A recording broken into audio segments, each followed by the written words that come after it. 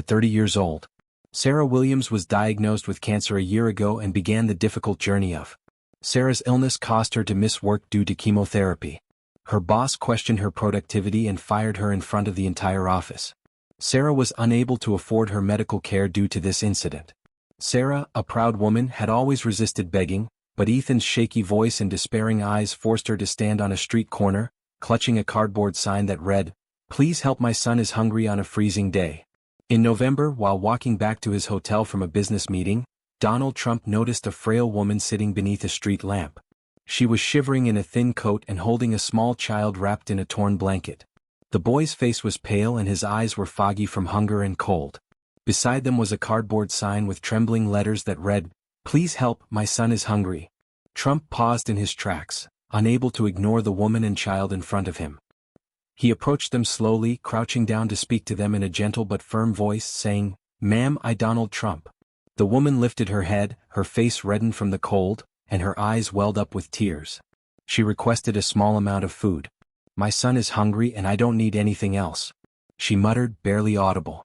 Trump's eyes were filled with emotion, even if he tried to hide it. "What is your name?" he questioned Sarah. Sarah Williams replied with a faint voice, prompting Trump to approach closer to hear her. "Sarah, please tell me your tale and how you ended up here." Sarah, who was diagnosed with cancer a year ago, lost everything due to high medical bills. She was fired from her job because no one wants to hire someone who is sick. She struggled to manage on her own and ended up homeless. She hesitated, lowering her gaze to the ground. "I never wanted to beg, but my son Ethan is hungry, and I'm doing this for him because I have no other choice." Trump crouched near Sarah, looking deeply into her eyes. "Sarah," he murmured softly but firmly, "even the strongest among us may require assistance, but this does not diminish your strength as a mother battling for her son. You do not have to face this struggle alone." Ethan trembled and clutched the ragged blanket, unable to bear the sight. Trump instructed his bodyguard to provide him with hot food and a blanket as soon as possible, as he couldn't bear the cold any longer. Ethan expressed both embarrassment and gratitude to Mr. Trump in a small, shaky voice. Trump smiled warmly and gently ruffled Ethan's hair, saying, "You're a brave little guy, but you don't need to anymore. Your mother and you are getting out of this nightmare." Sarah continued to sob quietly. Trump stopped and thought before adding, "Sarah." Trump promised Sarah that he would do everything he could to help her fight her illness. He instructed his assistant to book a hotel room and find a doctor right away. Trump then turned back to Sarah and said, "Don't leave this spot, you're not alone anymore. Today marks a new beginning." Sarah begged Trump to help her son have a future despite her tears and fear. Trump gently squeezed her hands, soothing her. "Sarah, don't be afraid, you're not alone anymore. A mother's courage can change the world, but sometimes even the strongest need someone by their side." As the conversation unfolded, Sarah's despair gave way to a glimmer of hope. A few passers-by witnessed Trump's heartfelt gesture. This scene represented a turning moment for both Sarah and Trump. Trump served Ethan a sandwich and steaming soup while observing his trembling. Sarah's hands struggled to hold the warm dish, and tears quietly fall down her cheeks.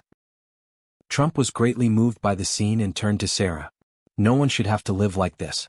You're a fighter, Sarah, but you won't fight this battle alone anymore," he remarked.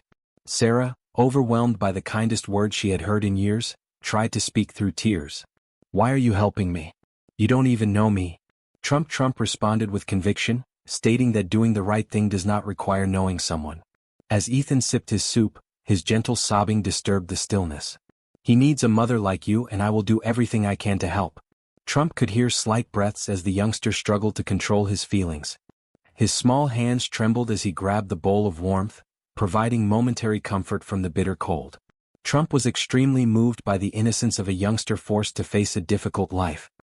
He reflected about his own grandchildren who were always well-fed, comfortable, and warm. The contrast between their affluent lives and Ethan's misery cut through him. Trump recognized Sarah's grief, loneliness, and despair as a mother fighting a battle she couldn't win alone. He paused and wondered who would step in if he didn't intervene. Trump's objective was not only to leave a legacy in business, but also to impact humanity. Trump quickly arranged for a hotel room for Sarah and Ethan, as well as a hospital visit for Sarah's treatment.